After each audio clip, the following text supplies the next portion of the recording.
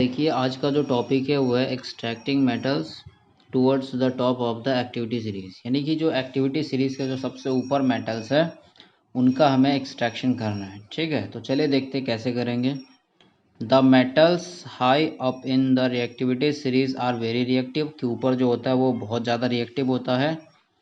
They can not be obtain from there compounds by heating with carbon, कि उसको हम जो डायरेक्टली कार्बन के साथ हीट करके नहीं निकाल सकते। ठीक है, for example carbon can not reduce the oxide of sodium, magnesium, calcium, aluminium.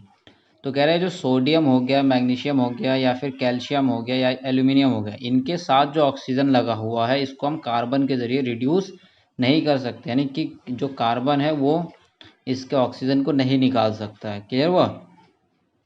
To the respective metals की मतलब ये जो भी मेटल्स है, this is because these metals have more affinity for oxygen than carbon. तो ऐसा इसलिए है क्योंकि ये जो भी मेटल्स है इनके पास खुद इतना पावर है कि ये ऑक्सीजन को पकड़ के रख सके। ठीक है, क्योंकि ये बहुत ज़्यादा इलेक्ट्रोपॉजिटिव होते हैं, तो इलेक्ट्रोपॉजिटिव इलेक्ट्रोनेगेटिव के साथ बहुत तगड़े से चिपक के रहते हैं। क्लियर हुआ? तो कार्बन क्या करेगा, उसको जल्दी हटा नहीं पाएगा। क्लियर हुआ? समझ में आ गई बात? तो चलिए आगे बढ़ते हैं। तो इसको समझने के लिए आप थोड़ा सा एक एग्जांपल समझिए। जैसे समझिए कि दो दोस्त हैं। क्लियर हुआ? दो दोस्त हैं, इनके बीच में बहुत तगड़ी दोस्ती है। अगर कोई तीसरा बंदा आके अगर इनके बीच में कुछ भी खुटर पुटर करे तो इनकी दोस्ती इतनी आसानी से नहीं टूट सकती। और यही दोस्ती तोड़ने का काम कौन कर रहा था? कार्बन कर रहा था। लेकिन यहाँ पे कार्बन दोस्ती तोड़ने में फेल हो जाता है, जबकि पहले जो भी कर रहा था उस सभी जगह पे ये उनकी दोस्ती को तोड़ दे रहा था। ठीक है, ऑक्सीजन के साथ। लेकिन यहाँ पे नहीं कर पाएगा। क्यों? क्योंकि इनकी दोस्ती बहुत तगड़ी चल रही है। क्लियर हुआ? चलिए तो आगे देखते हैं क्या लिखा हुआ है। फॉर एग्जाम्पल, अच्छा ऊपर चला गया टॉपिक, ये यहाँ से है, देखिए। These metals are obtained by electrolytic reduction. Clear हुआ? तो यहाँ पे हम एक दूसरा मेथड यूज़ करते हैं जिसको बोलते हैं इलेक्ट्रोलिटिक रिडक्शन। यानी ये जो रिडक्शन होता है जिसमें इलेक्ट्रिसिटी यूज़ होता है। क्लियर हुआ? मतलब यहाँ पे भी रिडक्शन ही होगा, लेकिन यहाँ पे क्या होगा, इलेक्ट्रिसिटी के ज़रिए रिडक्शन होगा। तो देखिए आगे कैसे करेंगे। For example sodium, magnesium and calcium are obtained by the electrolysis of their molten chloride. तो कैसे करते हैं कि जो क्लोराइड के प्रेजेंस में फिर इसमें से इलेक्ट्रोलाइट हम पास कराते हैं, मतलब कि इलेक्ट्रिसिटी पास कराते हैं। ठीक है, यानी क्लोरीन होगा मोल्टेन, पिघला हुआ क्लोरीन उसमें से। क्लियर हुआ? चलिए आगे देखते हैं। The metals are deposited at the cathode. तो मेटल जो है, मेटल के पास कैसा चार्ज होगा? Positive charge. तो ये जो कैथोड के पास मेटल क्या हो जाएगा? कैथोड। यानी कि बैटरी में क्या होता है? कैनोड होता है और एक कैथोड होता है। क्लियर हुआ? तो ये जो कैथोड होता है, ये कैथोड होता है निगेटिवली चार्ज। कैथोड कैसा होगा? Negatively charge electrode. क्लियर हुआ? ये जो होता है ना पॉजिटिव रॉड, और हम निगेटिव रॉड बोलते हैं, या पॉजिटिव टर्मिनल या निगेटिव टर्मिनल, तो इस टर्मिनल को बोलते हैं इलेक्ट्रोड। तो देखिए ये जो सोडियम मेटल होगा वो तो होगा पॉजिटिव, तो पॉजिटिव किधर अट्रैक्ट होगा? निगेटिव की तरफ, तो ये निगेटिव वाले प्लेट पे आके चिपक जाएगा। जबकि यही जो whereas chlorine is liberated at anode, और ये जो एनोड है, ये एनोड कैसा होता है? पॉजिटिव चार्ज होता है, और क्लोरीन कैसा होगा? Negative charge. तो ये जो क्लोरीन क्या करेगा, इस एनोड के पास यानी पॉजिटिव चार्ज के पास चला जाएगा। क्लियर हुआ?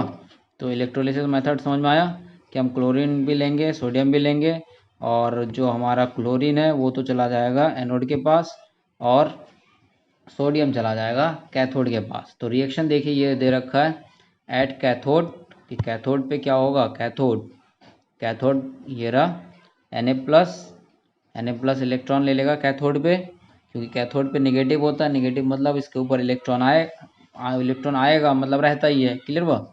तो ये कैथोड से इलेक्ट्रॉन को लेके क्या बना देगा? सोडियम। तो Na क्या बन गया? ये सॉलिड मेटल बन गया, मतलब Na का अब ये प्योर मेटल बन गया। जब भी कोई आयनिक फॉर्म में होता है तो वो मेटल फॉर्म में नहीं होता है। मेटल के लिए उसके लिए मेटल प्योर होने के लिए उसके ऊपर कोई भी चार्ज नहीं होना चाहिए। ठीक है, जैसे कि अगर मैं बोलूँ Fe2+, ये बात मैं कई बार आप लोगों को बता रखा हूँ कि अगर आयनिक फॉर्म में है तो वो कभी भी सॉलिड फॉर्म में नहीं रह सकता। क्लियर हुआ? वो डिजॉल्व हो जाएगा सॉल्यूशन में। तो सॉल्यूशन से बाहर आने के लिए उसको सॉलिड बनना पड़ेगा, यानी उसके ऊपर कोई भी चार्ज नहीं होना चाहिए। तो सेम वही चीज़ उसके ऑपोजिट देखिए, ये जो एनोड पे क्या होता है कि जो क्लोरीन है 2 Cl मॉलिक्यूल 2 इलेक्ट्रॉन निकाल देगा। अब यही इलेक्ट्रॉन क्या करेगा, आपके एनोड से होता हुआ कैथोड पे चला जाएगा और कैथोड पे जाके ये जो 2 इलेक्ट्रॉन है देखिए, यही इलेक्ट्रॉन ये सोडियम ले लेगा। क्लियर हुआ? जैसे समझिए ऐसे, ये है आपका एनोड, मतलब नेगेटिव चार्ज, ये हो गया आपका पॉजिटिव चार्ज। यहाँ पे जो Cl मॉलिक्यूल है ये और ये Cl क्या करेगा, अपना इलेक्ट्रॉन इस रॉड को दे देगा और ये रॉड से इलेक्ट्रॉन ऐसे चला जाएगा इसके पास। क्लियर हुआ? और ये सारा काम कौन करवाएगा, बैटरी। क्लियर हुआ? यहाँ बीच में क्या लगा रहेगा, बैटरी। बैटरी ये काम करवाएगा। फिर ये इलेक्ट्रॉन कौन ले लेगा, ये सोडियम लेके अपना सॉलिड फॉर्म में निकल जाएगा। क्लियर हुआ? तो चलिए आगे देखते हैं।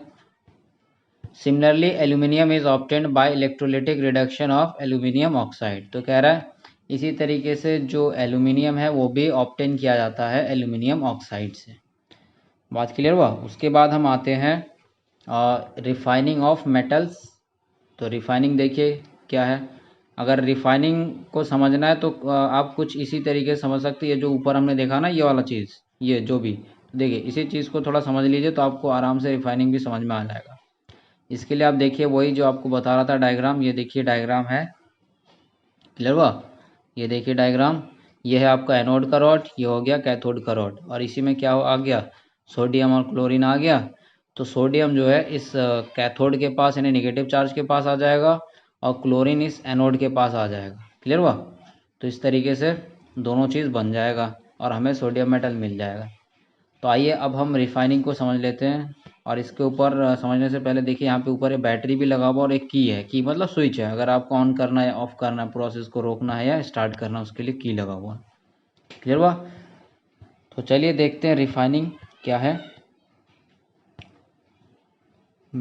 The metals produced by various reduction process described above are not very pure.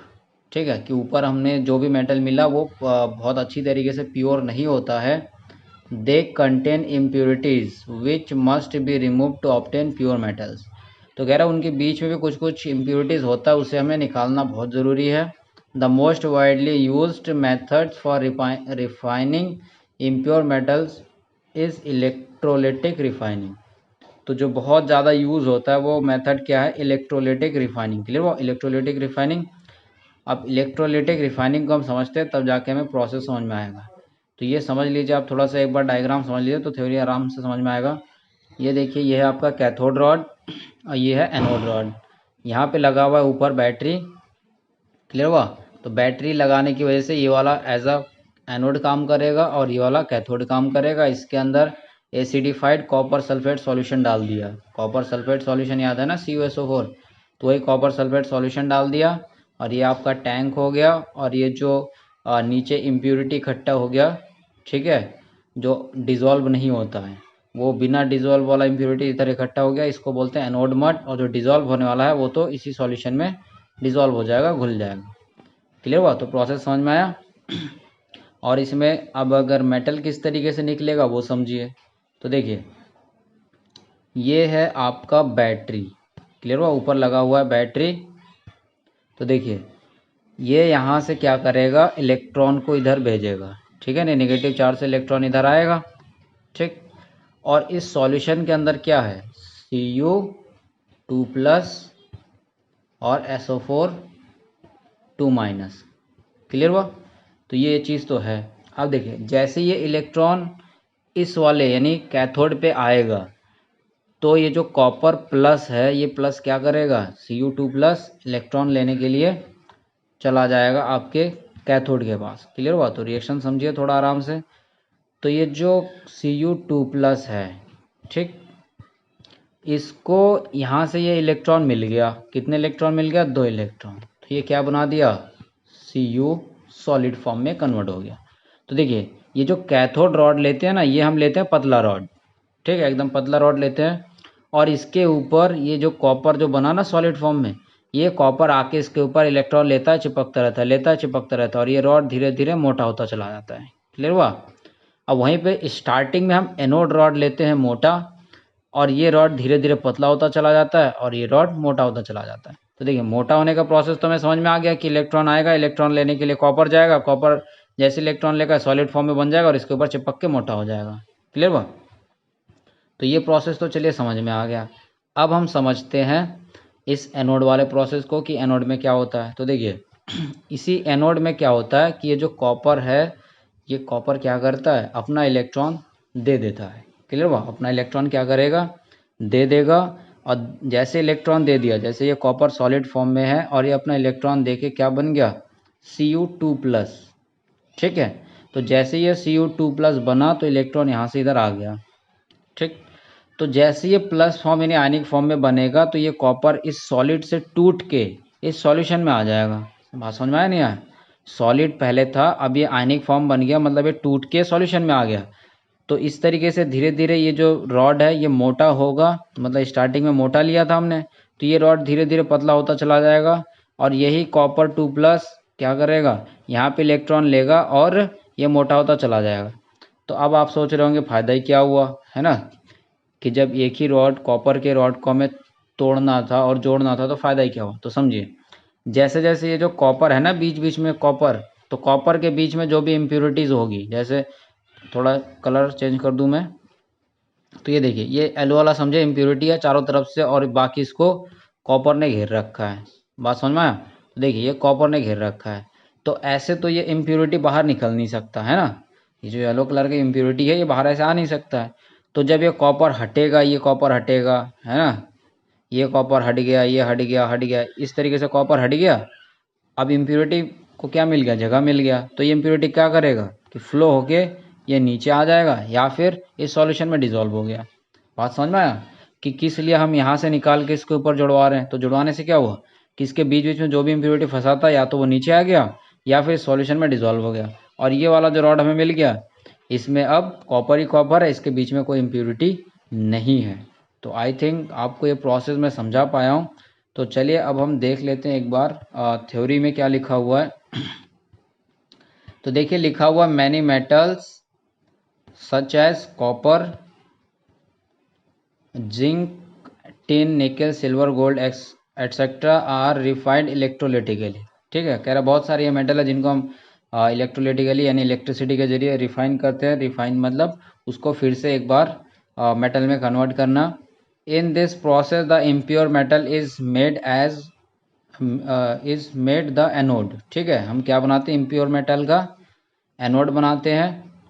ठीक, एंड अ थिन स्ट्रिप, और एक पतली सी रॉड लगाते हम कैथोड में। क्लियर हुआ? जैसा भी हमने डायग्राम में देखा है, a solution of the metal salt is used as an electrolyte. अब इसके अंदर हम क्या भरेंगे, उसी मेटल का इलेक्ट्रोलाइट बनाएंगे। जैसे कॉपर लिया तो कॉपर सल्फेट। क्लियर हुआ? तो कॉपर सल्फेट किस लिए, क्योंकि जब आयंस पहले स्टार्टिंग में होंगे नहीं तो ये जो कॉपर बना ना ये फ्लो नहीं कर पाएगा, तो फ्लो होने के लिए इलेक्ट्रोलाइट डालना जरूरी है। The apparatus is set up as shown in figure 3.12। तो apparatus हमने देख लिया। On passing the current through the electrolyte the pure metal from the anode dissolve into electrolyte. Clear हुआ? तो एनोड से जो मेटल है वो इलेक्ट्रोलाइट में डिजॉल्व हो जाएगा और जितना डिजॉल्व होगा N equivalent amount of pure. उसके बाद नीचे देखते हैं, मतलब कहने का मतलब जितना डिजॉल्व होगा फिर उतना ही आपका कहाँ चला जाएगा, metal from the electrolyte is deposited on cathode. Clear हुआ? जितना एनोड से निकलेगा उतना ही कैथोड पे जाके डिजॉल्व हो जाएगा। The soluble impurities go into the solution, और जो इम्प्योरिटीज जो गंदगी सॉल्यूबल होगा यानी घुल सकता है वो तो सॉल्यूशन में ही चला जाएगा, मतलब घुले हुए फॉर्म में रहेगा। और जो इनसॉल्यूबल इम्प्योरिटीज है वो सेटल डाउन यानी नीचे बैठ जाएगा bottom of the anode, anode के नीचे। ठीक है, और इसी को बोलते हैं एनोड मड। अब यहाँ से भी क्वेश्चन आ सकता है, व्हाट इज एनोड मड। तो एनोड मड क्या होता है, जब हम ये रिफाइनिंग करवा रहे हैं तो उस टाइम पे जो इनसॉल्यूबल गंदगी है वो एनोड के नीचे बैठ जाता है। क्लियर हुआ? तो उसी को बोलते हैं एनोड मड। तो दोस्तों उम्मीद करता हूँ कि आपको मैं समझा पा रहा हूँ। ठीक है, तो उसके बाद अब हमारा नेक्स्ट टॉपिक है कोरोजन। तो कोरोजन को देखेंगे हम नेक्स्ट लेक्चर में। तब तक के लिए पढ़ते रहिए, बढ़ते रहिए, मुस्कुराते रहिए। जय हिंद।